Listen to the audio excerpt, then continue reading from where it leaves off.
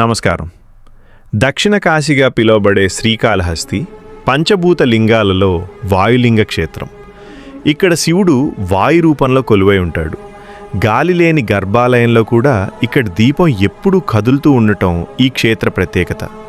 అయితే ఈ క్షేత్రానికి ఆ పేరు ఎలా వచ్చింది?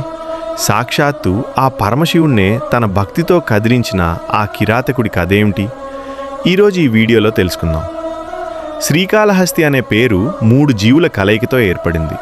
శ్రీ శివలింగంపై ఎండ వాన పడకుండా తన నోటి దారంతో గూడు అల్లి రక్షించేది. కాళ పాతాళం నుండి రత్నాలను తెచ్చి లింగంపై ఉంచి పూజించేది. హస్తి తుండంతో నదీ జలాన్ని తెచ్చి అభిషేకం చేసేది.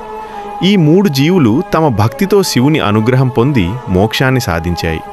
అందుకే ఈ క్షేత్రానికి శ్రీ కాళహస్తి అని పేరు వచ్చింది. కానీ ఈ క్షేత్ర చరిత్రలో అత్యంత ప్రసిద్ధమైనది భక్త కన్నప్ప కథ.